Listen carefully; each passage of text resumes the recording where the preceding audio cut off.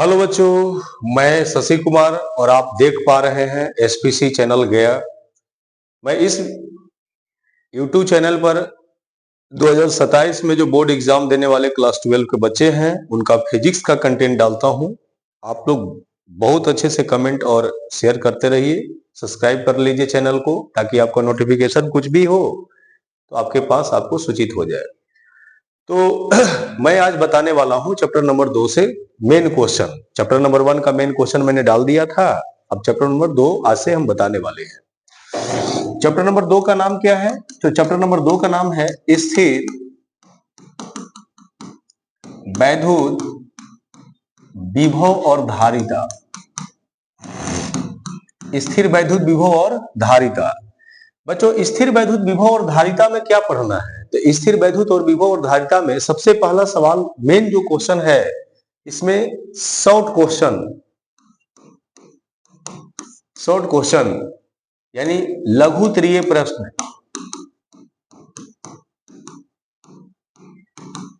ये है कि समविभवी पृष्ठ या सतह क्या है? सतह क्या है? तो अगर मैं बात करूं, ये आपकी सतह है, ऐसे भी सतह हो सकती है। तो अगर इस सतह पर मैं बालू, जैसे मान लीजिए दो बिंदु मैं ले लूं, यहां पर ये सेंटर है और यहां से बहुत सारे बिंदु होंगे। ये सब बिंदु हैं। बच्चों, जितने भी सतह पर बिंदु होती है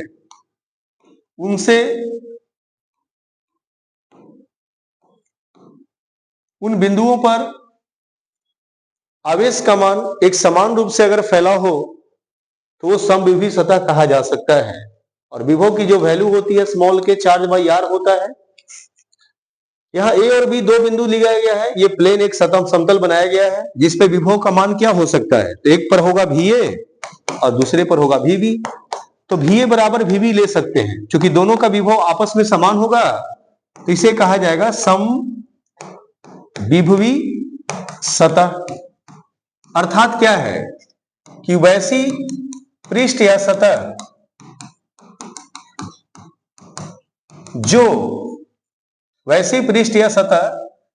जो प्रत्येक बिंदु पर आवेश के कारण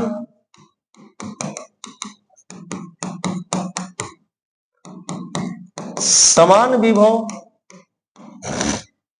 रखता है तो वह सतह या पृष्ठ को समविभवी सतह कहा जाता है। ये आपकी परिभाषा हो गई समविभवी सतह का। ये डायग्राम दोनों हो गया। इस तरह से समविभवी सतह को हम लोग लिखेंगे।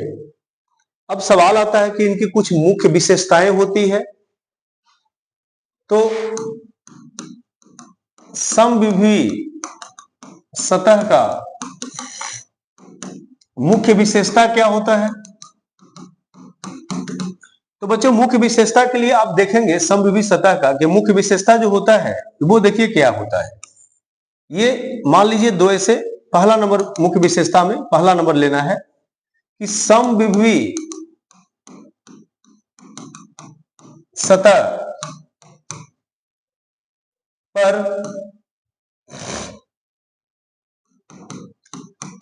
कार्य का मान शून्य के बराबर होता है। मान लीजिए मैंने सतह को ऐसे खींच लिया और सतह पर मान लीजिए दो बिंदु दिख रहा है। अब ये पर A है और दूसरा B है, यहां VA है, अब यहां पर क्या होगा? VB होगा।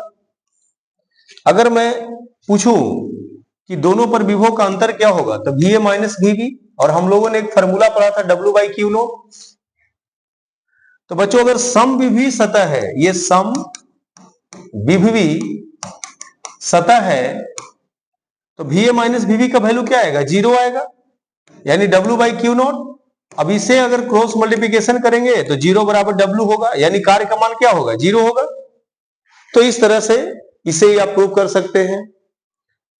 अब आता है इसका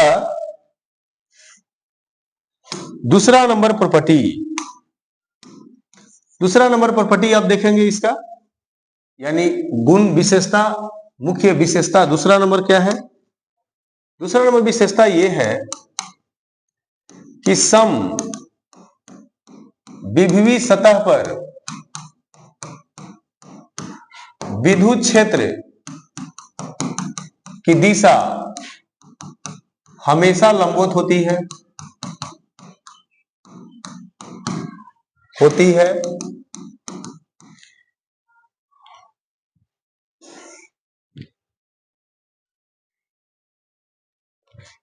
तो ये कैसे लंबवत संभव है, इसके बारे में हम लोग जानेंगे।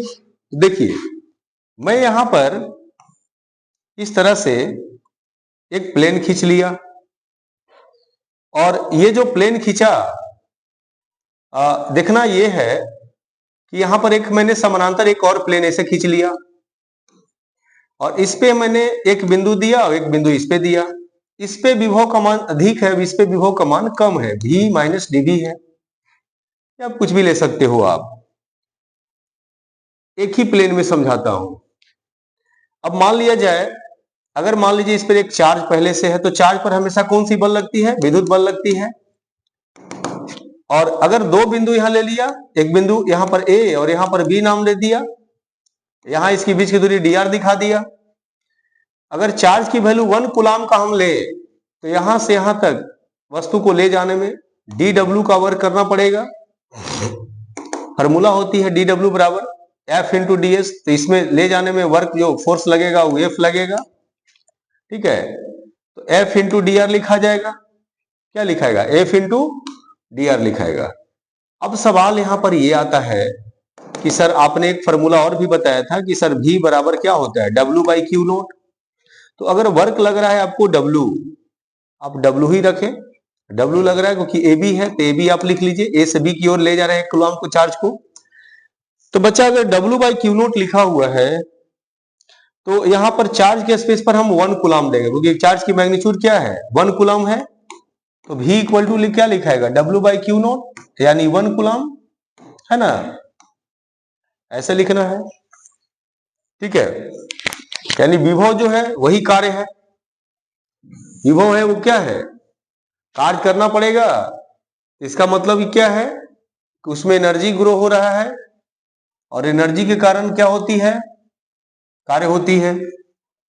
यहां देखिए ये फॉर्मूला दिखा रहा है, और एक फॉर्मूला हमने और पढ़ा था कि E बराबर होता है F बाई क्यू नोट। तो यहाँ चार्ज Q दिखा रहा है, तो E बराबर क्या हो जाएगा, F बाई, और क्यू नोट के स्पेस पर आप क्या लिख सकते हो, 1 कूलाम लिख सकते हो। E बराबर क्या होगा बाबू, F हो जाएगा। अब देखिए ये फॉर्मूला में अगर हम बैठाना चाहें तो ऐसे भी लिख सकते हैं कि WAB बराबर F जो है आपका E हो गया, और यहां dr लिख रहा है। देख रहे होंगे कि WAB है, ये दोनों के बीच में E dr cos थीटा हम ले सकते हैं, फॉर्मूला से 11 का A डॉट B बराबर AB cos थीटा, वहां से ये ले सकते हैं। तो अब ये cos थीटा जो दिख रहा है, अब हम लोग पढ़े कि समविभीय अगर सतह है, ये कैसा सतह है, समविभीय सतह है, विभीय सतह है या पृष्ठ है। तो यहां पर अगर W की वैल्यू हम 0 ले लें, तो आपका क्या आ जाएगा, E dr आ जाएगा इंटू cos थीटा। ये पूरे पोर्शन को अगर आप यहां से हटा के यहां 0 ले आए, और यहां बचेगा cos थीटा, तो देयरफॉर cos थीटा की वैल्यू cos 90 का अगर इक्वल करें तो 0 आ जाएगा। तो थीटा यानी थीटा बराबर 90 डिग्री। तो इससे ये प्रमाणित हो गया कि यहां जो ये दिख रहा था dr, उस पर ये विद्युत क्षेत्र जो है वो कितने डिग्री का कोण बनाएगा, 90 डिग्री का। तो इस तरह से ये दूसरा नंबर गुण आपको प्रमाणित हो जाता है। और तीसरा नंबर गुण ये होता है, ये दूसरा नंबर गुण था आपका, ठीक है। और तीसरा नंबर जो गुण होता है वो क्या होता है कि दो समविभीय सतह एक दूसरे को क्रॉस नहीं कर सकती है। ऐसे तीसरा नंबर में कि दो समविभीय सतह एक दूसरे को अंतर्विभक्त या को नहीं काट सकती है, सकती है। और उसमें हमने ऐसे डायग्राम इस तरह से इसे बना सकते हैं। ये क्षैतिज में है और ये उदग्र में है, तो ये जो अंतर्विभक्त वाला जो सतह दिख रहा है, इस पर एक विद्युत क्षेत्र इधर होगा, अब एक इधर होगा, और दो विद्युत क्षेत्र एक ही सतह पर संभव नहीं है, इसलिए अंतर्विभक्त या सतह को एक दूसरे से नहीं काट सकता है। तो इस तरह से ये प्रॉपर्टी हो गया। तो इसी तरह से मैं आगे आपको बताता रहूंगा। तो आप सभी बच्चों अच्छे से पढ़ते रहें, ध्यान देते रहें। जय हिंद, जय भारत।